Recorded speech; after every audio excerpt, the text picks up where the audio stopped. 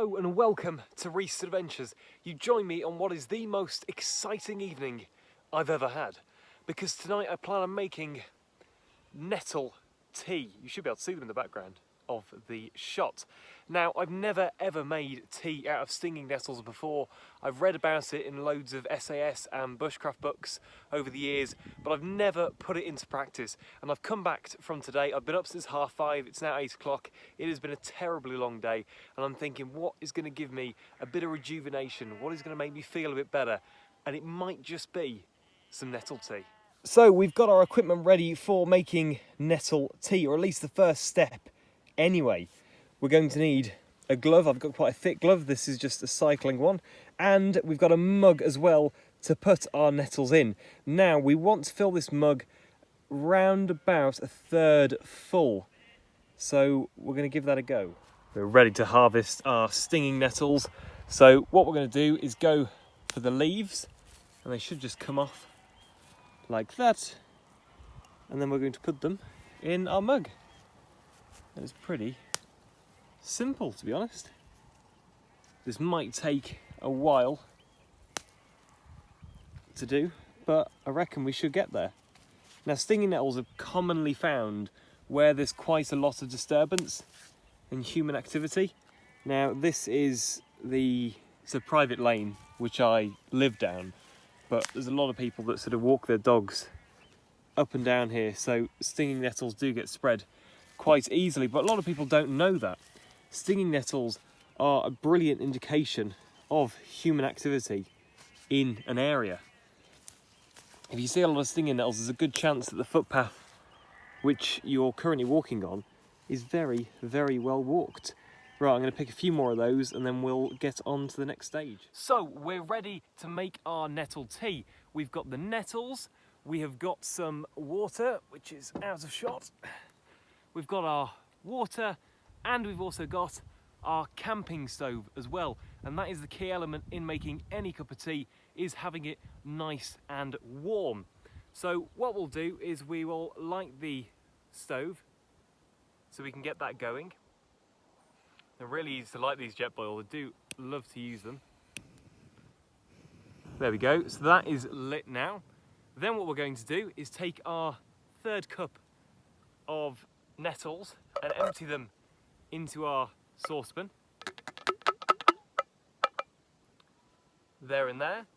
Then what we're going to do is take some water and add that in. So as I said earlier, it's really a third nettles and 2/3 water, but it depends how strong or weak you like your tea. So if you want it quite strong, then obviously more nettles to water, and if you'd like it a bit weaker, then a bit more water. So I've put that water in there now, and we're going to get this set up on the stove. It's been a while since I've been out camping using this stove now. So I've just moved the jet boil onto the slabs near the bench, and that is cooking away nicely. I think what we'll do is we'll just pop the lid on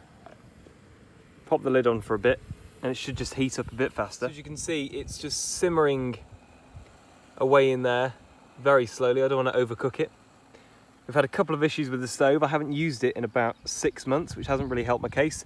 And as you can see, it's already boiled over. But apart from that, it's been reasonably successful. You can see the nettle leaves just chilling in the bottom of there, hopefully infusing it into a very nice tea. It does smell incredibly nice, so we'll have to see what it tastes like. And it is the moment of truth. I've took the nettles off the jet boil now, and we're going to strain them using the lid. It's got some nice holes in there, into this mug, and make myself a cup of tea. This is the sort of thing that always goes wrong on camera, although it is going quite nice. I'm not sure if you can see how green that water is. It did genuinely smell very nice while I was cooking it.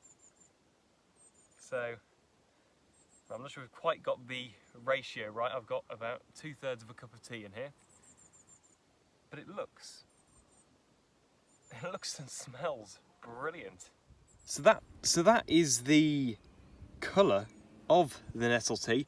Now, for me, that looks very similar to green tea, which I do drink quite a lot, so we'll see if it tastes anything like green tea. As I said, I've never tried this before, so you are watching me on camera try nettle tea for the first time. It's very, very hot.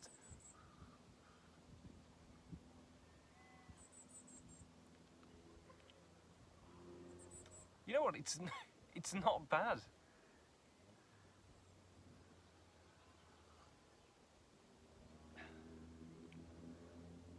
It's really nice.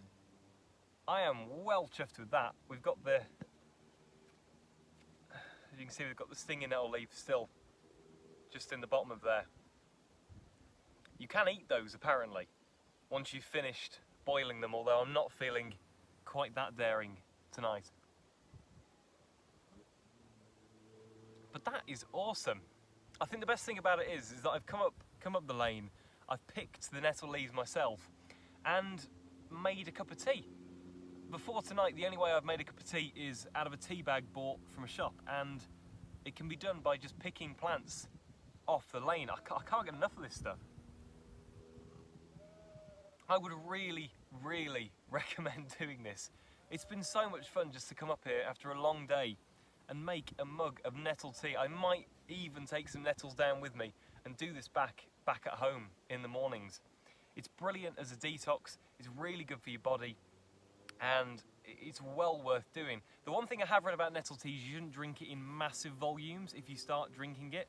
So you usually drink maybe a mug a day before you up it to 2 or 3 mugs, although to me that sounds like a bit of an addiction to stinging nettle tea. But we'll see. Who knew? The nettles which annoy you, sting you, make your day when you're walking like hell, could taste so nice. I hope you've enjoyed the video. It's been a bit different to what I normally do, but I've loved it.